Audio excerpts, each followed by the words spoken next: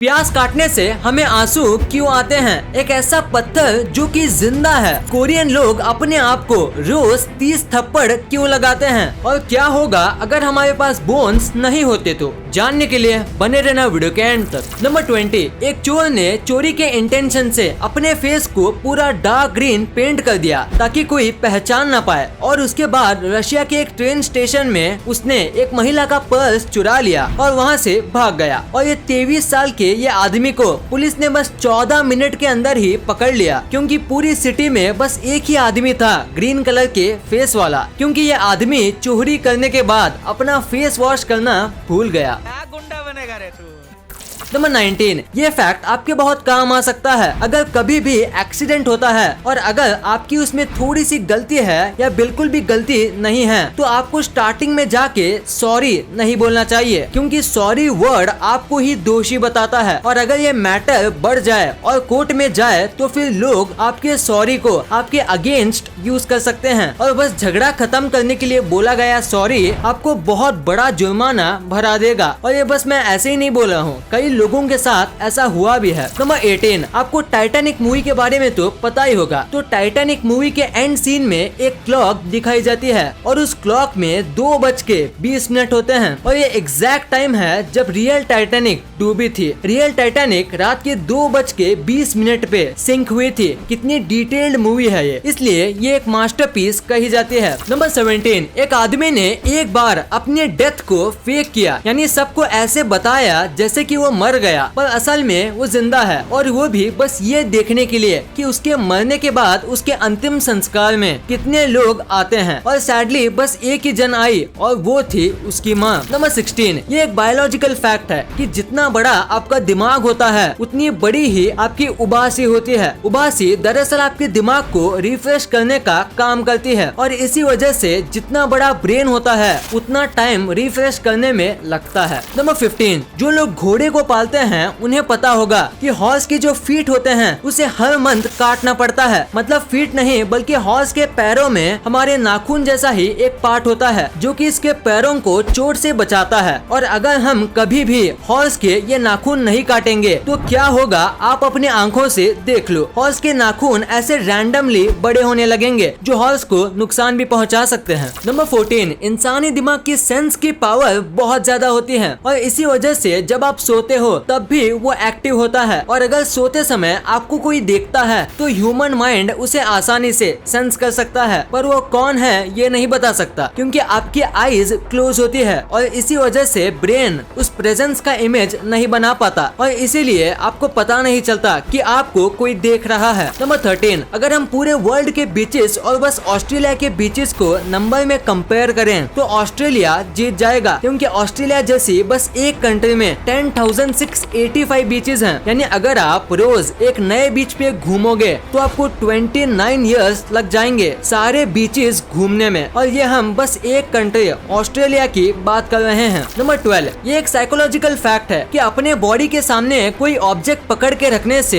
ये इंडिकेट होता है कि आप शाई हो, यानी कि आप शर्मीले हो और बहुत ही नर्वस हो। और इसी वजह से जब भी आप कोई इंटरव्यू या कोई मीटिंग में जाओ तो आपको कोई भी ऑब्जेक्ट आपके बॉडी के सामने पकड़ के नहीं रखना चाहिए। और ऐसे अपने बॉडी के सामने बुक या ऑब्जेक्ट पकड़ने से आप ग्रुप में सबसे ज्यादा शाई और अंडररेटेड दिखोगे। नंबर 11, अगर मैं आपसे कहूँ कि एक ऐसा बर्फीला पहाड़ है जो बर्फ पिघलने पे खून निकालता है, ये जो पहाड़ है अंटार्कटिका में, इसे ब्लड फॉल माउंटेन भी कहा जाता है। यहाँ से अक्सर खून जैसा लाल और गाढ़ा पदार्थ निकलता है। ये कैसे और क्यों होता है, इसका जवाब फिलहाल तो साइंटिस्ट के पास नहीं है, पर आपको क्या लगता है इसके पीछे की वजह क्या है, हमें नीचे कमेंट्स में जरूर बताना। नंबर 10, ये थोड़ा वियर्ड है पर सच है। कोरियन लोग जो होते हैं, खासकर लड़कियां, उनकी skin best skin in the world मानी जाती है, और यहाँ के लोग अपनी स्किन पे कई टाइप की रेमेडी भी यूज करते हैं, और उसमें से एक है स्लैप ट्रीटमेंट। ये अपने फेस को दिन में 30 से 40 बार स्लैप करती हैं, और इसके पीछे छोटी सी साइंस है। जब वो स्लैप करती है तो ब्लड फ्लो को बढ़ा देती है, और इसी बढ़े हुए ब्लड फ्लो की वजह से टॉक्सिन्स निकल निकल जाते हैं और इससे आपकी स्किन इम्प्रूव हो जाएगी।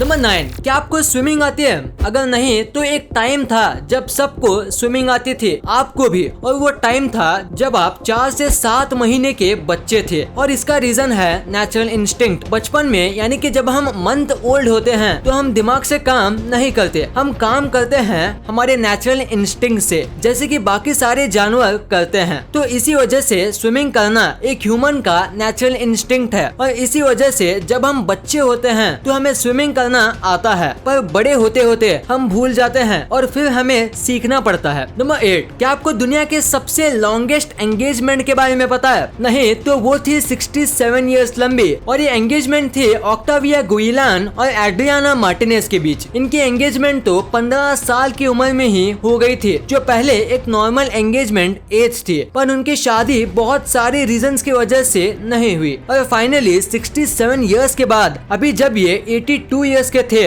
तब इन्होंने शादी की और तभी इन्होंने एक वर्ल्ड रिकॉर्ड भी बना लिया, longest engagement in the world का। नंबर 7, साल 1950s में सिगरेट को इस तरीके से मार्केट किया गया था जैसे वो हेल्थ के लिए अच्छी होती है, यानी सिगरेट को ऐसे बताया गया था कि वो सबको पीना चाहिए और खासकर जब आप बीमार हो, और इसीलिए कई हॉस्पिटल में सिगरेट को मेडिसिन की तरह रखा जाता था और पेशेंट्स को दिया जाता था। जैसे कि आप इस इमेज में देख सकते हो, एक नर्स एक पेशेंट को सिगरेट दे रही है ताकि वो जल्द ही ठीक हो जाए। नंबर 6, अगर मैं आपसे कहूँ कि एक ऐसा पत्थर है जो जिंदा है तो क्या आप यकीन करोगे? अगर नहीं तो जानिए पेरू और चिली जैसे जगहों पे पाया जाने वाला पत्थर द लिविंग रॉक के बारे में। इसका एक्चुअल नाम प्योरा रॉक है और ये पत्थर के अंदर खून और कुछ ऑर्गन्स होते हैं और आप इस पत्थर को खा भी सकते हो। इस पत्थर की पहली बार खोज 17वीं सेंचुरी में हुई थी। तब से कई लोग इस पत्थर को देखने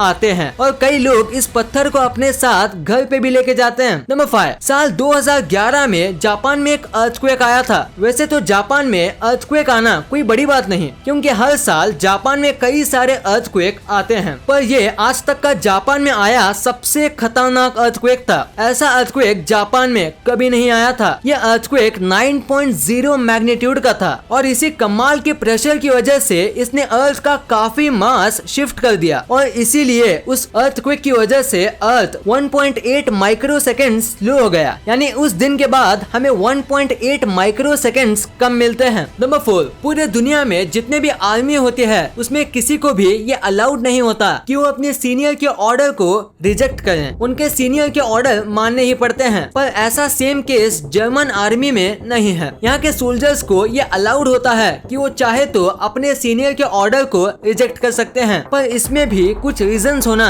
जरूरी है। मतलब अगर सीनियर के ऑर्डर ह्यूमन डिग्निटी को वायलेट कर रहे हैं तो वो रिजेक्ट कर सकते हैं, और अगर उसमें किसी की जान दाव पे है तो वो भी रिजेक्ट कर सकते हैं। नंबर 3, अगर एक 50 kg की लड़की हील पहनती है तो वो एक 2700 किलो के एलिफेंट से भी ज्यादा फोर्स अर्थ पे डालती है। सुनने में तो नामुमकिन लगता है, पर ये बिल्कुल सच है, और ऐसा इसलिए क्योंकि जिस ऑब्जेक्ट का सरफेस एरिया कम होता है वो ज्यादा फोर्स देता है, और एलिफेंट के पैर फ्लैट होते हैं और इसीलिए वो इतने वेट के बाद भी बहुत कम प्रेशर जमीन पे रिलीज करती है। नंबर 2, प्याज को काटने से आंख में से आंसू क्यों आते हैं? ये चीज आपने एक ना एक बार जरूर सोची होगी। तो इसका सिंपल सा रीजन है प्याज में मिलने वाला एंजाइम। प्याज में एक खास प्रकार का एंजाइम मिलता है जो कि प्याज काटने पे हवा में फैल जाता है, और यही एंजाइम जब आंखों में जाता है तो दर्द होता है। 1980 के पहले लोग मानते थे कि प्याज की जो स्मेल होती है उसकी वजह से आंख में आंसू आते हैं, पर जब इसके ऊपर रिसर्च की गई तब पता चला कि आंख में आंसू स्मेल नहीं बल्कि इसकी केमिकल प्रॉपर्टी में आने वाले एक एंजाइम की वजह से आंसू आते हैं। और प्याज काटते समय प्याज को पानी में रखो या उस पे नींबू डालो तो आंसू नहीं आएंगे, क्योंकि ये दो चीज इस एंजाइम को हवा में फैलने से रोकती है। नंबर 1, क्या होगा अगर हमारे बोन होते ही नहीं? ये बहुत ज्यादा अजीब सवाल है, पर इसका जवाब बहुत इंटरेस्टिंग है। अगर बात करें कि हमारी बोन्स को निकाल दें तो क्या होगा? अब अगर अचानक से हमारी बोन्स को निकाल देंगे तो पहले हम चल नहीं पाएंगे, हमें हमारा पूरा दिन बेड पे बैठना पड़ेगा, हम ना ही कुछ उठा पाएंगे और ना ही ठीक से सांस ले पाएंगे, क्योंकि हमारा रिब केज अपने जगह पे है ही नहीं। पर अगर हम बोन निकाले ही नहीं और ये अज्यूम करें कि हमारी बॉडी में कभी बोन थे ही नहीं, मतलब हम कभी बोन के साथ इवॉल्व इवॉल्व नहीं हुए होते तो क्या होता? सबसे पहले तो हम जमीन में होते ही नहीं, हम पानी में किसी जेलीफिश जैसे बोनलेस क्रीचर होते और ऐसे ही इवॉल्व हुए होते, या फिर हमारा एक्सोस्केलेटन होता किसी बीटल या किसी कॉकरोच की तरह जो कि हमारी कमजोर बॉडी को प्रोटेक्ट करता। तो यही आंसर है, अगर हमारी बोन ना हो तो या तो हम किसी जेलीफिश जैसे होते या तो हम कॉकरोच की तरह। हम ज्यादातर किसी जेलीफिश की तरह होते।